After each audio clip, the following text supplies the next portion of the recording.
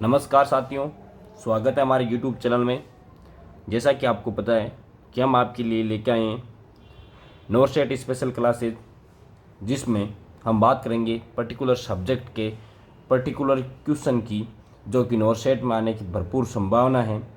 इसी सीरीज को आगे बढ़ाते हुए हम आज आपके लिए गायनेकोलॉजी एंड ऑब्स्टेट्रिक्स से related rationalise best MCQ question लेके आए हैं, जिसमें हम आपको हर एक क्वेश्चन का आंसर रेशनल के साथ दिया जाएगा।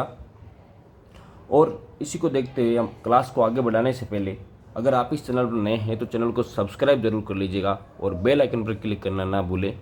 तो बात करते हैं आज क्लास का पहले क्वेश्चन की। तो फर्स्ट क्वेश्चन है, a primary gravida client at 8 week gestation tells the nurse that the since having had sexual relation with a new partner 2 weeks ago, she had noticed flu-like symptoms, enlarged lymph node, and cluster of vesicles on her vagina. The nurse refers to the client to a physician because the nurse suspects which of the following sexually transmitted disease.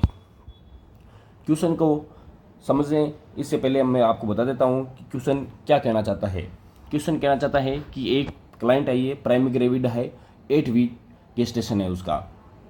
वो complain कर रही है कि उसने 2 week पहले sexual relation बनाए थे, उसके बाद में वो flu like symptom, enlarge lymph node and cluster of vesicles on her vagina उसको सीन हो रहे हैं।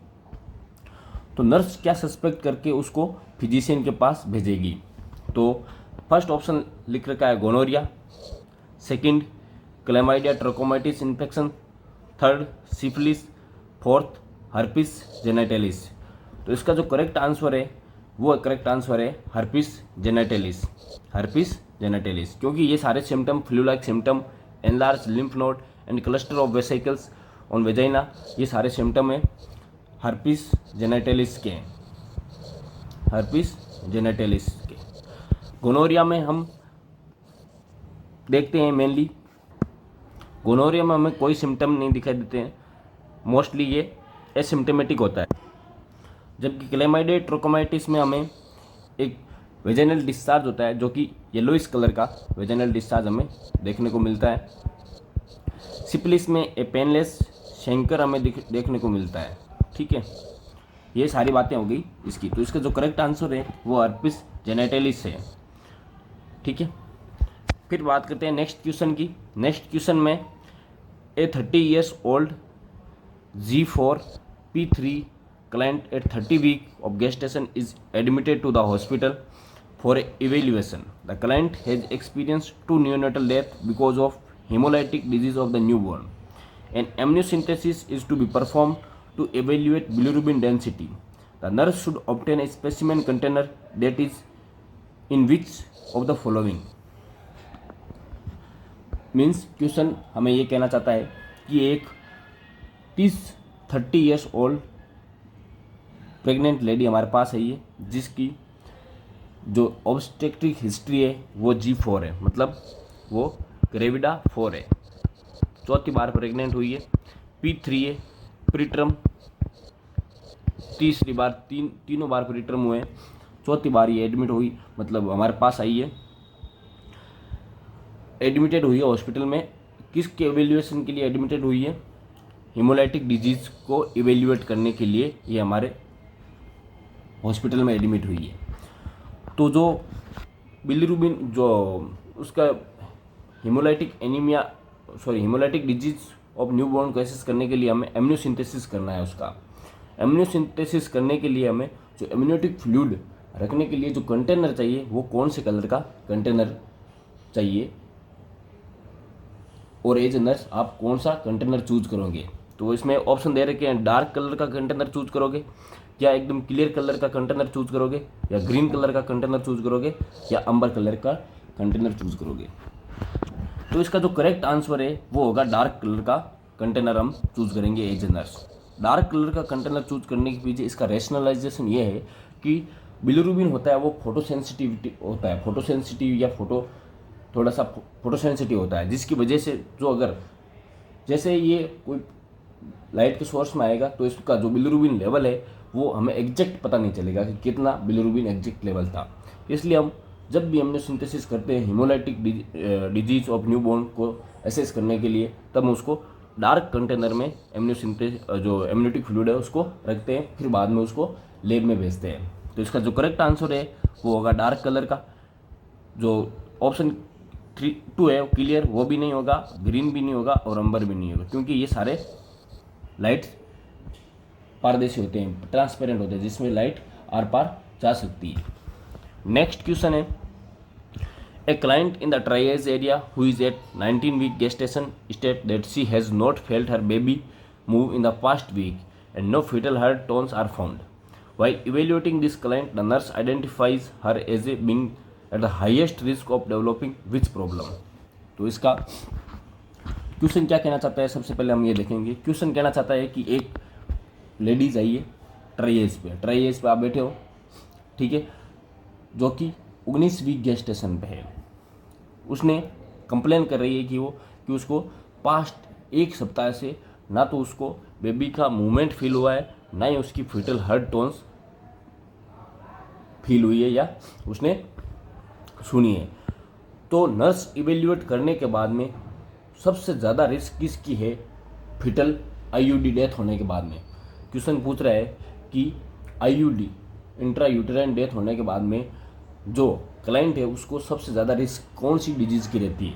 तो इसमें फर्स्ट ऑप्शन है एब्रूप्सियो प्लेसेंटा की, सेकंड है प्लेसेंटा प्रीविया की, थर्ड है डिसेमिनेटेड इंट्रावेस्कुलर कोगुलेशन की, या फोर्थ है क्रिएटन अबॉर्शन की। तो इसका जो करेक्ट आंसर है वो होगा disseminated intravascular coagulation, DIC most common complication है after IUD. Intra uterine death के बाद सबसे ज़्यादा कॉम्प्लिकेशन हमें देखने को मिलती है, वो देखने को मिलती है DIC होता क्या है कि DIC में जब फिटल की डेथ हो जाती है तो जो मदर के एंटीबॉडीज हैं, कोगुलेशन एंटीबॉडीज, वो कंजप्शन कर लेता है। जो बेबी रहता है आईयूडी इंट्रा यूटेराइन डेथ होती है, जो बेबीज रहता है डेथ हुआ वो जो कोगुलेशन प्रोटीन होती है वो उसको कंजप्शन कर लेता है, जिसकी वजह से ब्लड में थक्का बनना बंद हो जाता है। इसलिए सबसे ज़्यादा जो कॉम्प्लिकेशन हमें देखने को मिलती है वो DIC देखने को मिलती है, ना कि एब्रूप्सियो प्लेसेंटा देखने को मिलता है, ना प्लेसेंटा प्रीविया, ना थ्रेटन अबॉर्शन। एब्रूप्सियो प्लेसेंटा में क्या होता है कि इसमें हमें उसको पेन होगा, बहुत ज़बरदस्त सीवियर पेन होगा। प्लेसेंटा प्रीविया में पेनलेस ब्लीडिंग होती है, ना कि ये पेनलेस ब्लीडिंग की कंप्लेन लेके आइए। और नेक्स्ट है थ्रेटन अबॉर्शन की। थ्रेटन अबॉर्शन में क्या होता है, इसमें यूटेराइन क्रैम्प्स आते हैं और मतलब यूटेराइन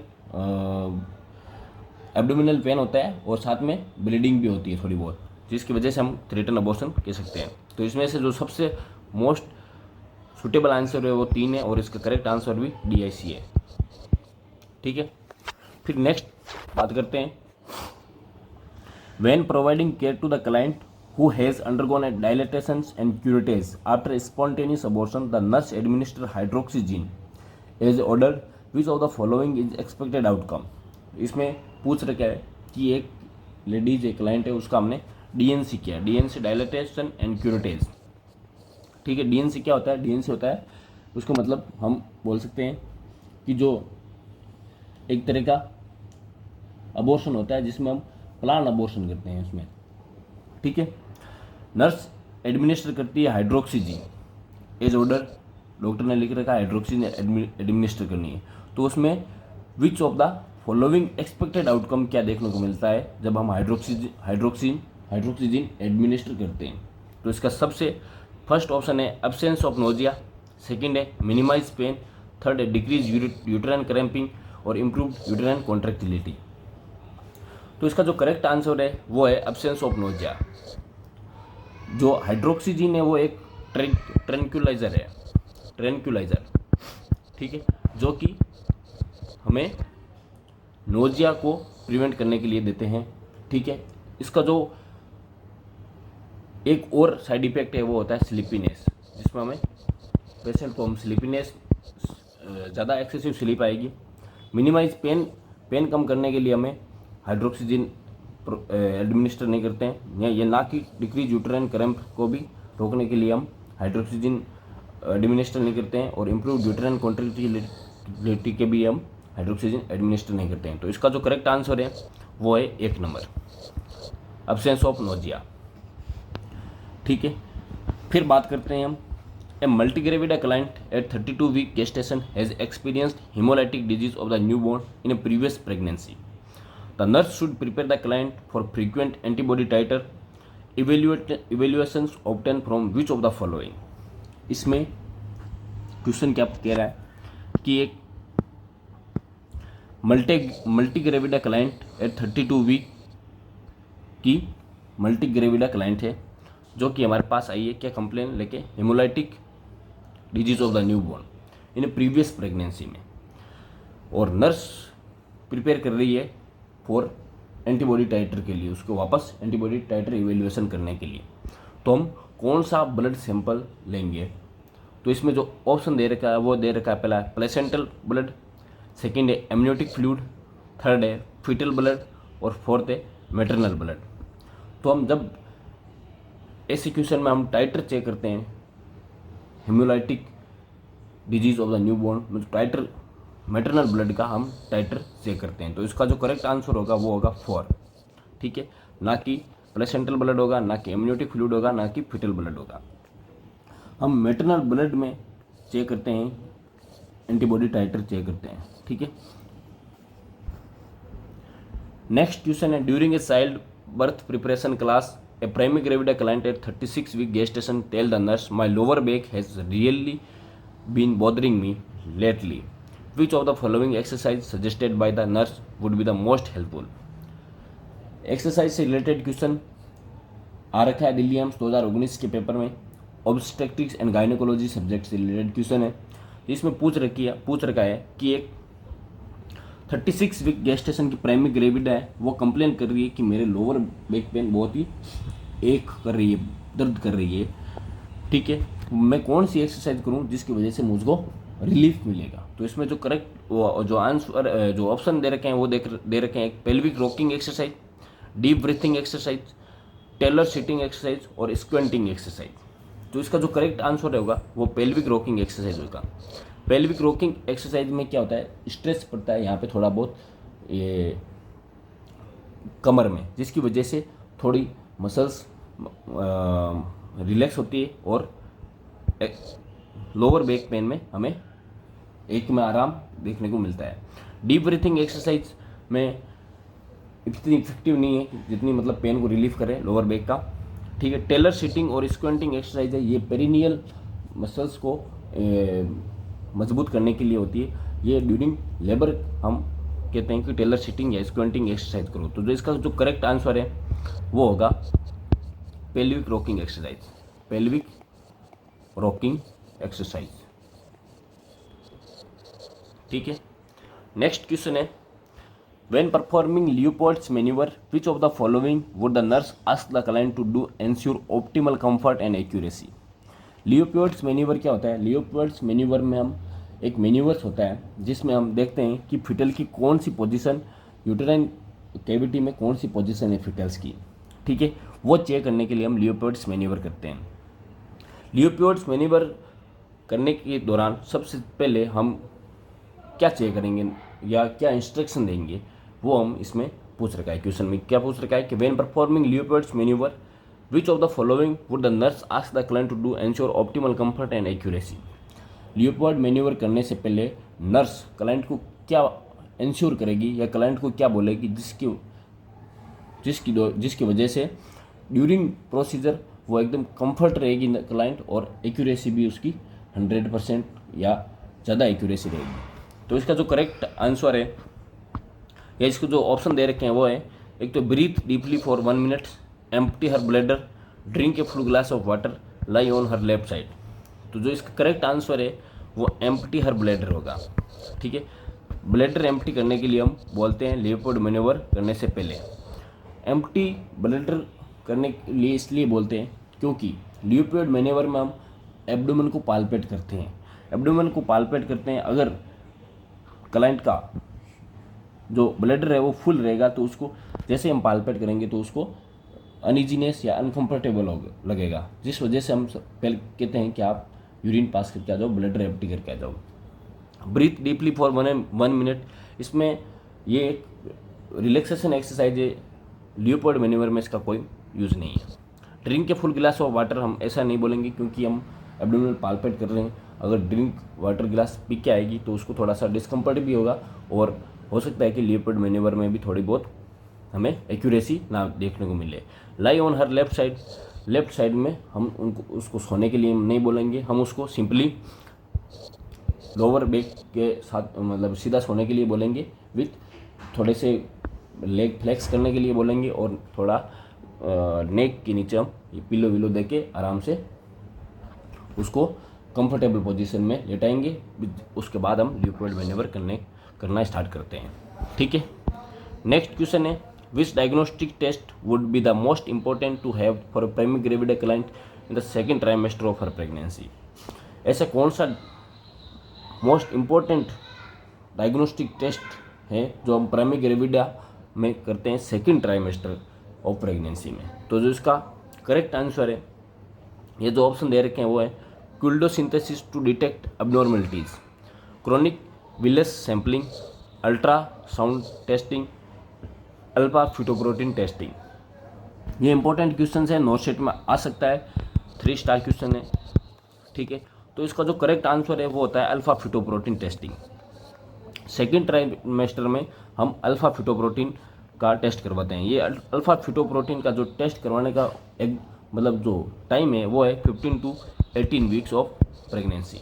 उस दौरान हम अल्फा फिटोप्रोटीन टेस्ट करवाते हैं। अल्फा फिटोप्रोटीन टेस्ट करवाने के उद्देश्य या पर्पज़ रहता है कि अगर ये ज़्यादा है तो न्यूरल ट्यूब डिफेक्ट होने के चांसेस रहते हैं, जैसे कि एनेन्सेफेलोपैथी, स्पाइना बाइफिडा हमें देखने को मिलता है। अगर अल्फा फिटोप्रोटीन का जो लेवल है वो ज़्यादा रह जा रहा है तो स्पाइना बाइफिडा या एनेन्सेफेली देखने को मिलता है। अगर अल्फा फिटोप्रोटीन का लेवल हमें कम देखने को मिलता है तो ट्राइसोमी 21 देखने को मिलती है, जिसको हम डाउन सिंड्रोम कहते हैं। ठीक है, तो इसका जो करेक्ट आंसर होगा वो होता है अल्फा फिटोप्रोटीन। क्विल्डोसिंथेसिस टू डिटेक्ट अबनॉर्मलिटीज, क्विल्डोसिंथेसिस हम नॉर्मली ट्यूबल प्रेगनेंसी में करते हैं। अगर ट्यूबल प्रेगनेंसी डिटेक्ट करने के लिए हम क्विल्डोसिंथेसिस करते हैं। नेक्स्ट है chronic villus sampling. Chronic villus sampling हम गेस्टेशन के दौरान कोई अबनॉर्मलिटीज डिटेक्ट करने के लिए करते हैं, जो कि क्रोनिक विलस सैम्पलिंग करने का जो एक टाइम रहता है वो 10 वीक या फर्स्ट ट्राइमेस्टर में हमें कर देते हैं क्रोनिक विलस सैम्पलिंग। 10 वीक में हम क्रोनिक विलस सैम्पलिंग करते हैं। अल्ट्रासाउंड टेस्टिंग हम फर्स्ट वीक में कर लेते हैं, वायबिलिटी चेक करने के लिए फिटस की। ठीक है, थैंक यू वेरी मच। अगर आपको क्लास पसंद आई है तो चैनल को सब्सक्राइब जरूर कर लीजिएगा और बेल आइकन पर क्लिक करना ना भूलें। Thank you very much.